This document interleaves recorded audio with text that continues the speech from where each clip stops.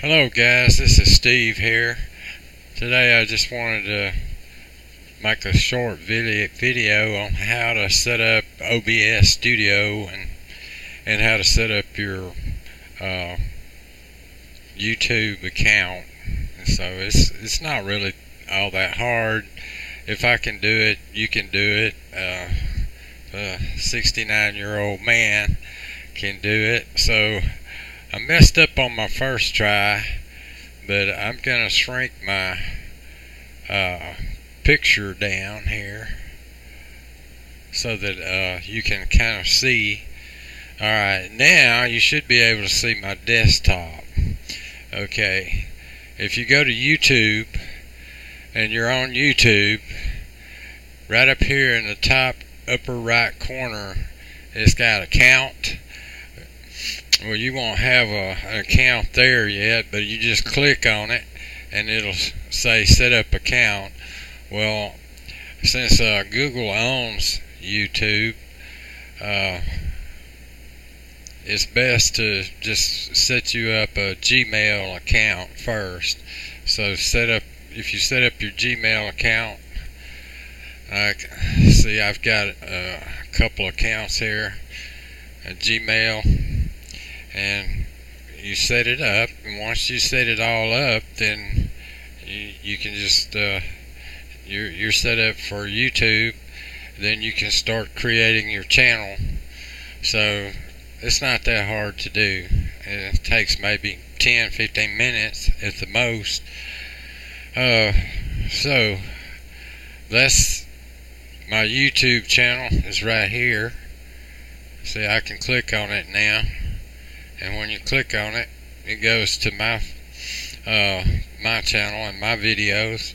Well, right here, this little camera icon up here, right here, it's if you click on it, it'll give you a place to upload your video once you've created it. So that's where you would go to upload a new video that you want to upload to YouTube. Okay, so now if we want to go back to let's see, OBS Studio, that's what I was going to talk to you about today. So if you go to Google and just enter OBS Studio, it kind of gives you some places that you can go. This one right here is fine. It's obsproject.com. So if you go to obsproject.com, just click on that, and it'll show you Open Broadcaster Software, OBS Studio. They've got a version for Windows, a version for Mac, a version for Linux. Well, I'm using Windows 10, so that's what we're going to go show you. Windows 10. It supports 7, 8, 8.1, and 10. You can either click here or you can go to download. And if you go to download, it's still got your same selections. Here's Windows. But if you've got an older computer on version 7 or something, Windows, you can install the 32-bit installation instead of the latest one. So just thought I'd point that out. So now, let's see. So we're going to go back. Once you download it and install it, you'll get this icon that shows up on your desktop like this right here, OBS Studio. And once you double click on it, if you just double click on it, so in my case, I'm already running it. You can you start running OBS Studio, and it shows up down here in this little startup tray. So I'm going to bring that over for you to look at. This is what it looks like. Okay, so let me see if this will help. No, it's too big. Anyway, the basic settings, I've left everything pretty much as it is. If right here, it's got controls. It's going to start streaming, and this is the button to start and stop recording, and this is your studio mode, and this is settings and exit. So under settings, it's pretty much under general settings. You just choose your language, and I left everything else as is. I don't think I changed anything. Just made sure that was okay.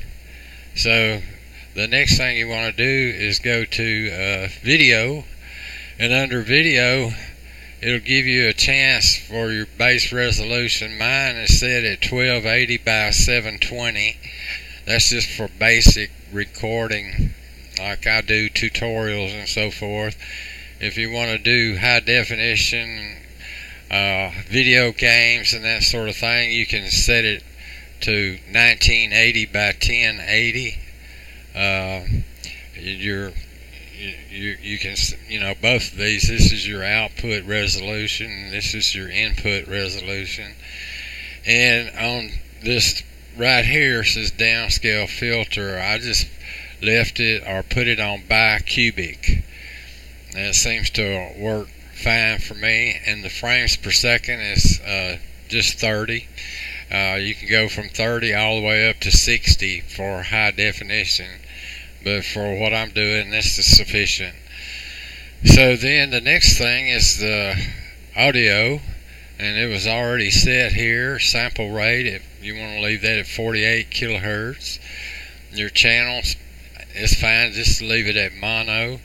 The only thing you want to do here is make sure that you've got your desktop speakers, and it'll either be default or whatever speakers that you're using. Like I've got a desktop, so the desktop, I've got these two little speakers that sit up here beside my computer on the desk, which is these right here, Realtek.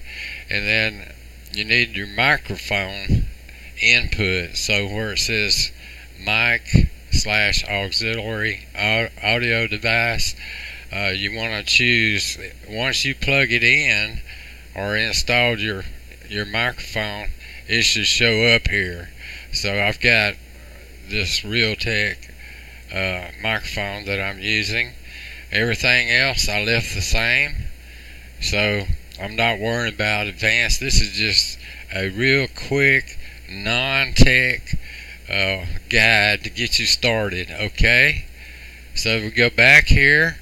Now the next thing you want to do, you've got this is very powerful software.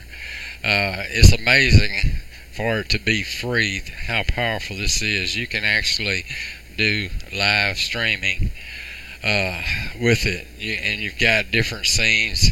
See, I'm just going to leave it as it is. You've got one main scene. Now you can create all kinds of scenes and put them in here just by hitting the plus sign to add more. Well, all you need to do for just doing kind of basic tutorials like I'm trying to do is you just need your display capture screen. So the way you do that is you click on the add button here, the plus sign under sources, and when you do, it's got all these choices here. You can come down and it should be display capture. If you click on display capture, it'll put your desktop up there. It'll start, it'll record your desktop output. So I see I've got display capture right here. And then the next step is your audio output, and it's listed down here under audio output capture. That's your system, and you just click on that, and it'll show you or give you a chance to create your audio output, but usually just default should work fine. So you've got that. So now that you got your desktop captured, your screen captured, and your audio output. You just need to set up your microphone. So audio input shows right here. I've got this microphone. You can set it up, and you add it in there. Every time you just hit this little plus sign, and then the last step is your webcam, and you just add the plus sign and go down here to video capture device, and I just say I have a desktop, so I've purchased this webcam to go with it, and it's just a USB type. So you just add that to it, click OK, which I've already got it set up. But that's it. So now you're showing your desktop. You're showing you've got a camera to show you and yourself. I've already messed up this film one time because I forgot to move my face out of the way. But display capture, okay, Pro Stream. This should be showing my desktop right here. And this I don't normally show. You can leave it down. Once you start recording, it'll have stop recording right here to stop it, and you can just minimize it down to your tray right here, and if you click back on it, it pops back up. Or if you've got two display screens, you can move it over to your other one and have it up all the time, which I just happen to have one, and that helps. But that's pretty much it, guys. It's not real difficult. I mean, it's not. This is very powerful software, all right. And if you're going to do, games and high definition and video editing and all that, it can handle that. But I'm just trying to show you the basics. So let me move this right back here again. Now see, if you want to enlarge your screen, well, first of all, this is your desktop.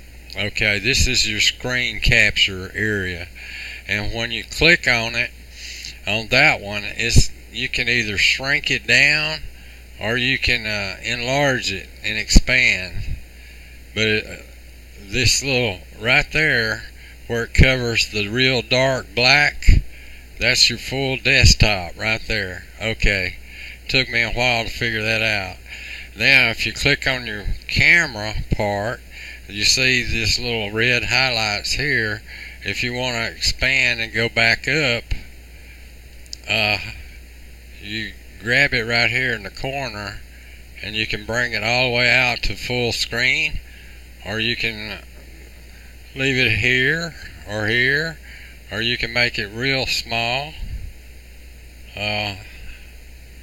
like so.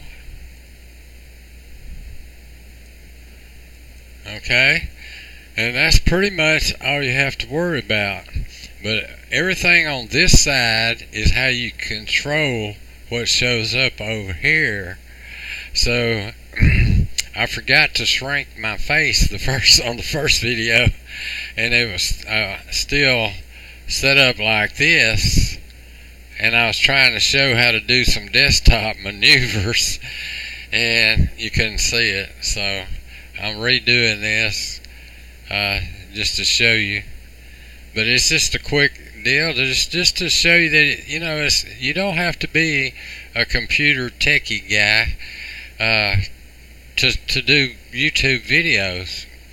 And YouTube videos is one of the best sources to get your products or your brand or whatever it is that you're promoting out to the public, to the audience, and to create something. So this is Steve here, and I guess I'm gonna sign out for the next video. So have a great day. I'm gonna stop recording now, and bye bye.